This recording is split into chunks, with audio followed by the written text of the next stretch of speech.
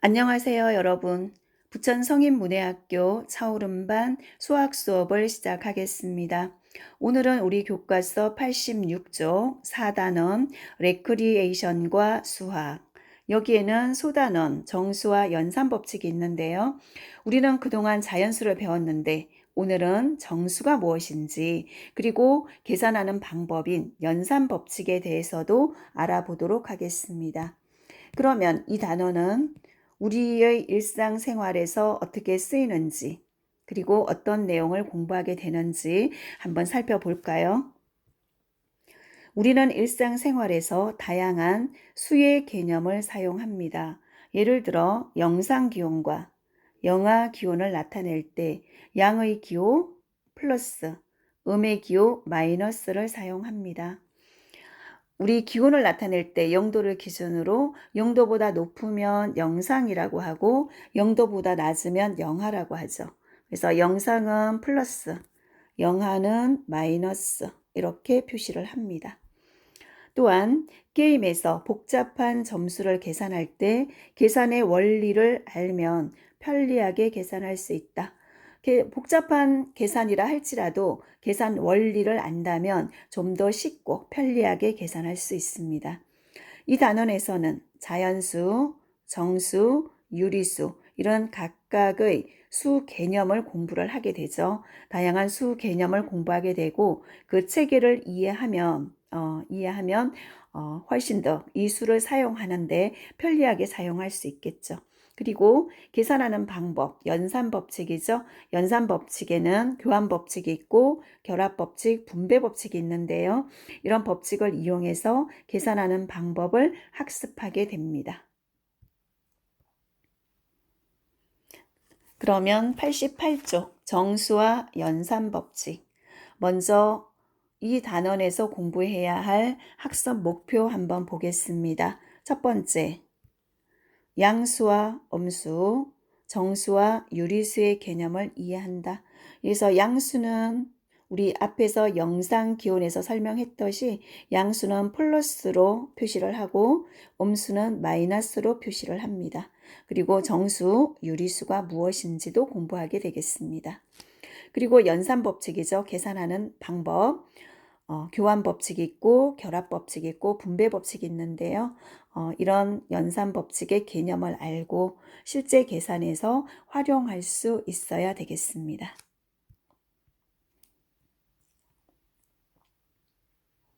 중국에 송이라는 나라가 있었는데요.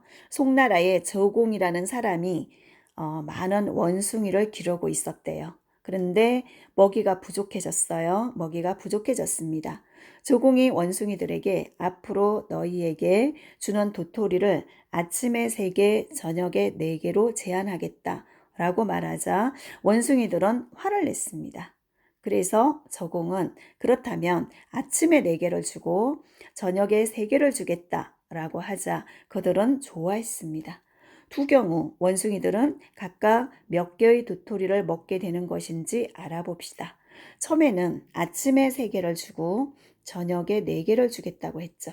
그럼 모두 하루 동안 몇 개 먹나요? 7개 먹을 수 있어요.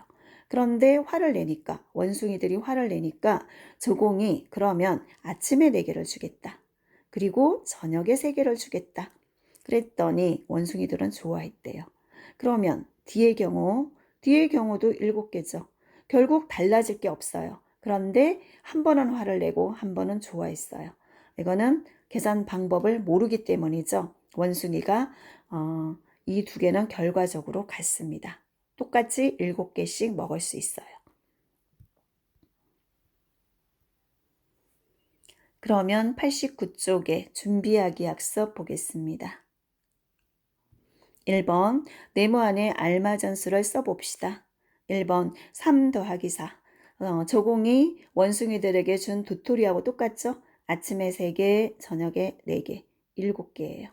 그리고 4개에다가 몇 개를 더 주어야 등호는 같다는 뜻이죠. 그래서 7개가 되어야 하는데 네모안에는 3이 들어가겠죠.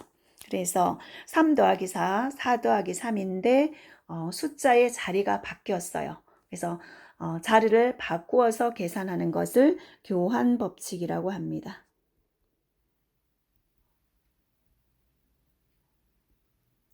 교환 법칙을 해도 결과는 똑같죠. 똑같이 7개입니다. 그 다음에 두 번째, 이번에는 곱셈인데요. 4 곱하기 5는 20이죠.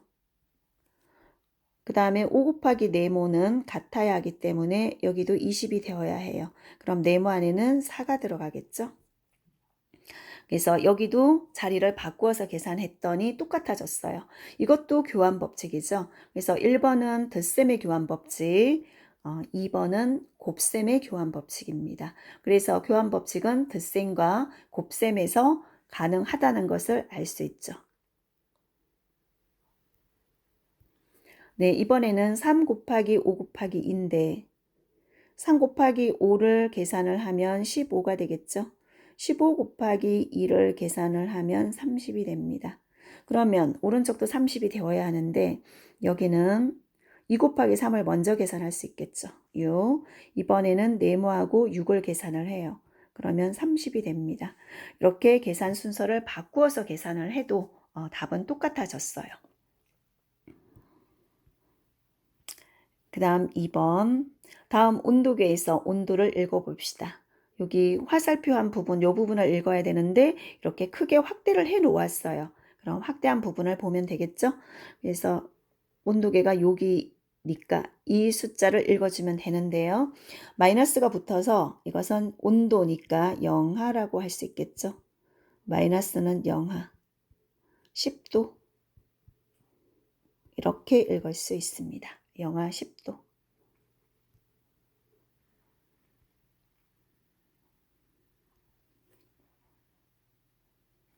네, 그 다음 90쪽에 양수와 음수.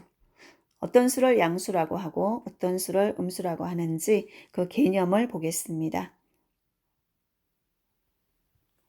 어떤 기준을 중심으로 서로 반대되는 성질의 한쪽에는 양의 부호 플러스죠.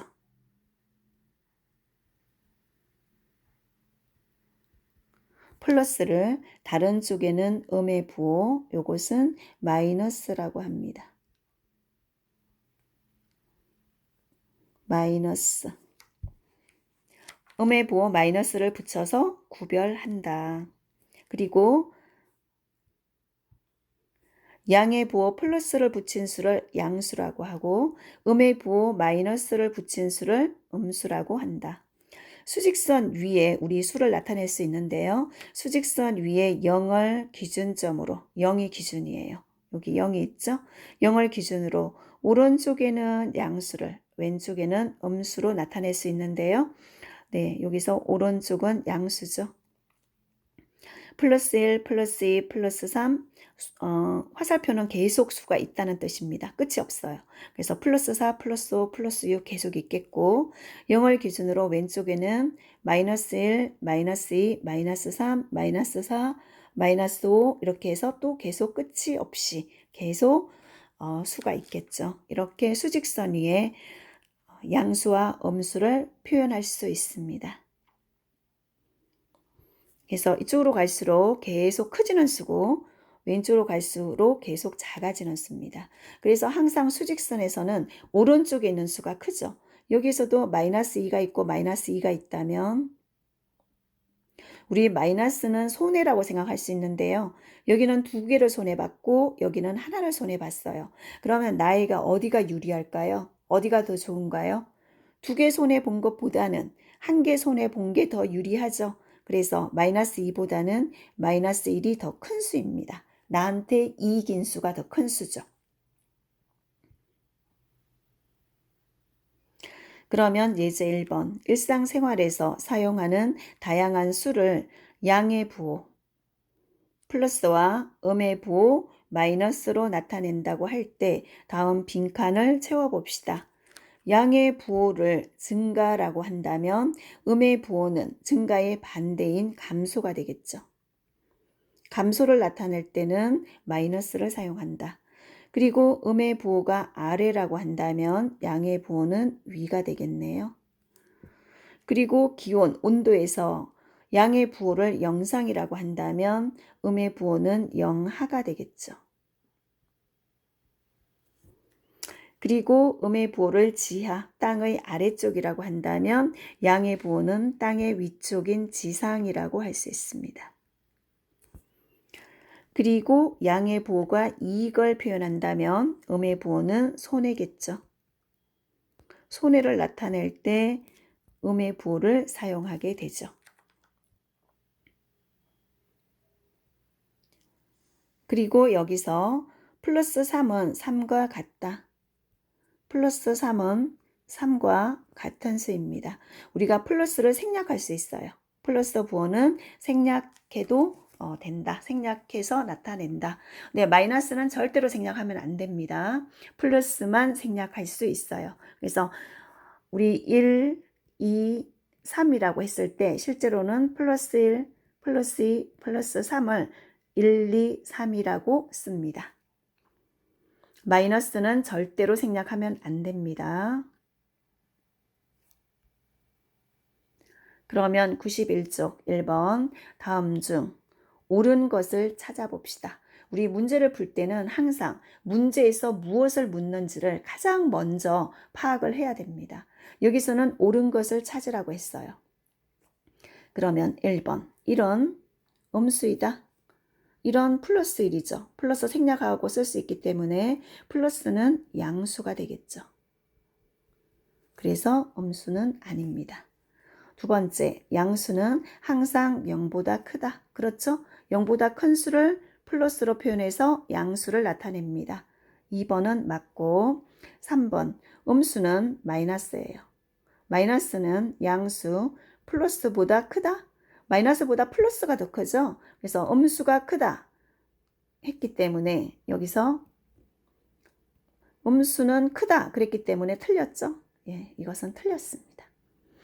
그리고 4번 플러스 3과 3은 같은 수죠. 플러스는 생략할 수 있다고 해서 같은 수, 다른 수라고 해서 틀렸네요. 그래서 1번은 2번이 맞습니다.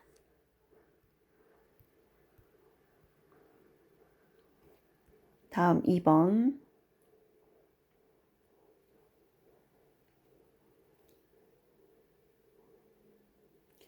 다음 보기의 수를 수직선 위에서 찾아봅시다. 네, 먼저 마이너스 1이죠. 그럼 0을 기준으로 왼쪽에 마이너스가 있어요. 그래서 마이너스 1 여기 있고 그 다음에 4는 플러스 4나 마찬가지죠. 그래서 오른쪽에 있습니다. 플러스 4는 여기 있네요. 기준은 항상 0이죠. 여기가 기준이에요. 그 다음 플러스 1 오른쪽에 있고 여기 있습니다. 마이너스는 왼쪽에서 찾아야 되겠죠. 네, 마이너스 3 여기. 네, 이렇게 해서 수직선에서 수를 찾아보았고요. 이번에는 3번. 다음 나열한 수 중에서 가장 작은 수 그리고 가장 큰 수 두 개를 찾아야 하는데요. 가장 작은 수 그러면 0이 기준이기 때문에 작은 수는 마이너스로 찾아야 되겠죠. 마이너스 2, 마이너스 7 두 개 있어요. 그러면 마이너스 2, 마이너스 7 중에 누가 더 작을까요? 마이너스 2는 내가 두 개를 손해본 거고 마이너스 7은 7개를 손해봤어요. 그러면 나는 어느 쪽이 더 좋죠? 7개 손해본 것보다는 2개 손해본 게 더 좋죠. 그래서 이게 더 큰 수입니다. 그래서 더 작은 수는 마이너스 7이 되겠죠. 나한테 이익이 되는 것이 더 큰 수예요. 그래서 마이너스 7이 더 손해이기 때문에 마이너스 7이 가장 작은 수. 이번에는 가장 큰 수를 찾아야 되겠죠. 그러면 가장 큰 수는 0을 기준으로 했을 때 플러스가 큰 수예요. 그러면 플러스 3, 플러스 1, 플러스 5죠. 그럼 이 중에서 가장 나한테 이익이 되는 수는 5가 가장 크기 때문에 5가 가장 큰 수입니다. 이것은 플러스 5라고 해도 괜찮죠. 플러스는 생략할 수 있기 때문에. 네, 이렇게 해서 오늘 양수, 음수가 무엇인지, 그리고 수직선에서 수를 나열하는 방법, 그리고 큰 수, 작은 수 찾는 것까지 오늘 공부를 해 보았습니다. 네, 오늘 수업은 여기까지입니다. 감사합니다.